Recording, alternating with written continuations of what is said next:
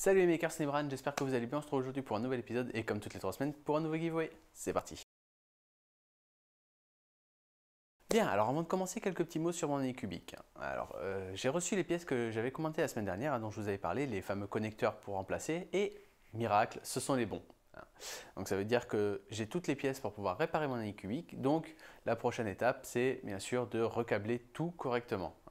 C'est-à-dire de prendre les connecteurs que j'ai, de couper le câble légèrement au-dessus des connecteurs, s'assurer qu'il n'y a pas de partie de câble brûlé que je vais rajouter sur les nouveaux connecteurs, ça sera un petit peu bête.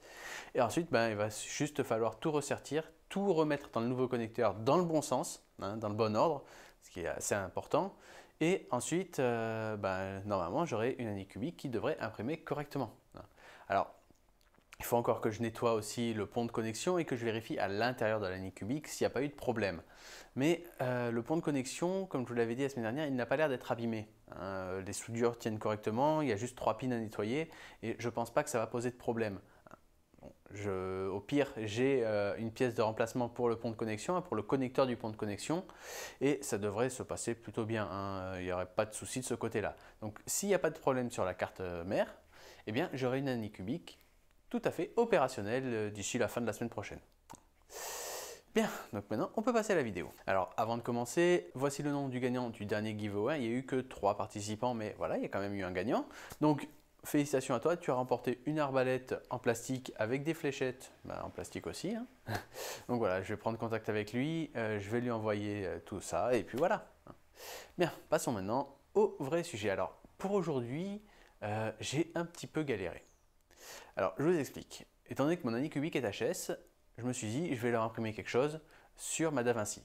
La DaVinci, elle n'est pas super niveau qualité de print, mais elle est très fiable et elle fait son travail.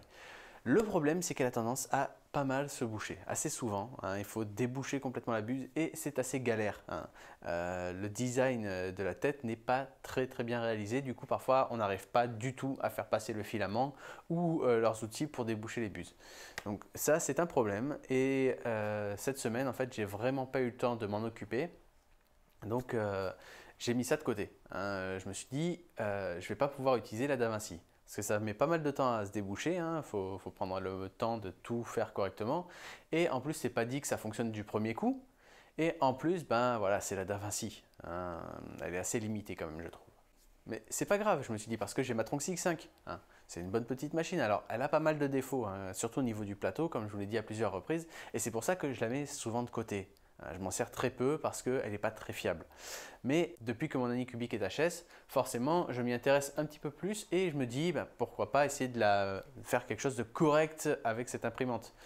Alors, je m'en sers de plus en plus et il faut avouer que le résultat est quand même plutôt pas mal. Donc je me suis dit, je vais vous imprimer quelque chose avec. Et là, ce matin, en la lançant, eh bien, ça me dit erreur de chauffe. Au niveau de la buse d'extrusion, erreur de chauffe. Alors je me suis dit, c'est bizarre quand même. Alors c'est sans doute la cartouche de chauffe qui a un problème. Parce que la cartouche de chauffe a déjà eu plusieurs problèmes, j'ai dû la changer plusieurs fois. Alors je me suis dit, bon, voilà, ça vient de là. Sauf que non, j'ai inversé les câbles du plateau et de la cartouche de chauffe de la buse. Et il s'avère que la cartouche fonctionne parfaitement, donc ça vient de la carte. Alors si ça vient de la carte, c'est déjà compliqué à réparer, mais si ça vient du programme, c'est encore pire. Du coup, je ne sais pas trop quoi faire. Il va peut-être falloir que je remplace la carte. Je ne sais pas encore, donc pareil, la Tronxy X5, c'est hors de question. Du coup, j'étais un petit peu bloqué. Mais je me suis dit, ça fait longtemps que je ne vous ai pas découpé quelque chose au laser. C'est vrai, ça fait longtemps que je ne vous ai pas fait un giveaway où vous gagnez quelque chose qui a été découpé au laser. Et je me suis dit que c'était l'occasion ou jamais, parce qu'en ce moment, j'utilise pas mal mon laser pour faire ceci. Ceux qui ont mon Twitter ont pu voir un petit peu les photos de tout ça. Et ceci, s'il y en a qui connaissent, c'est des cartes d'un jeu qui s'appelle le Loup-Garou, qui est plutôt sympa. Et je me suis mis en tête de refaire toutes les cartes, mais sur du bois. Quand j'ai fait en fait les dessous de verre Harry Potter, je me suis dit, des cartes à jouer comme ça, découpées pour pouvoir jouer, ça ferait un petit peu sympa. Et pourquoi pas. Et là, je me suis dit, c'est le moment de me lancer, de le faire. Et étant donné que j'ai refait tout le setup de mon laser, je me suis dit, pourquoi pas vous découper quelque chose. Alors, du coup, j'ai trouvé quelque chose d'assez sympa à vous proposer. Et d'assez petit, regardez, c'est ceci. Alors ceci, c'est plutôt plat, hein. Il n'y a pas grand chose, hein. C'est plutôt petit, ça fait quoi la taille d'une carte de crédit et demi on va dire. Mais c'est plutôt ingénieux. La personne qui a fait ce design c'est vraiment gavé sur ce coup-là, franchement c'est pas mal du tout. Hein, c'est un support pour smartphone.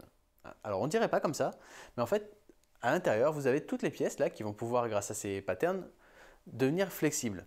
Et en fait on passe de ça à ceci. Hein. Franchement c'est plutôt cool, non? Donc comment ça fonctionne?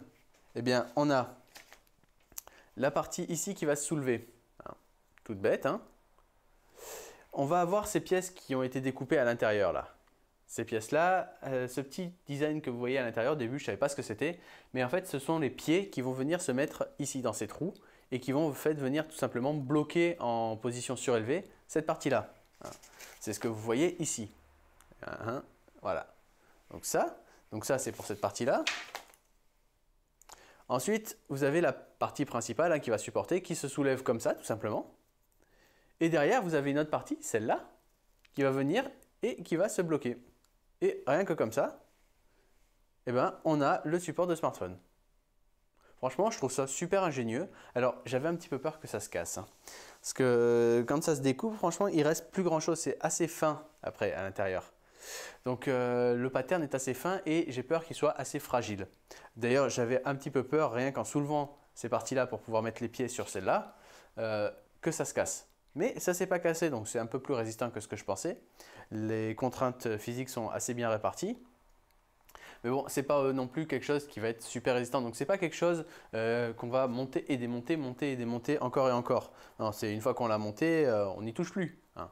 Voilà, ça reste sur le bureau, c'est un objet qui est plutôt sympa, qui est plutôt joli, et puis c'est tout. Et franchement, je trouve ça plutôt pas mal. En fait, c'est surtout très ingénieux, je trouve.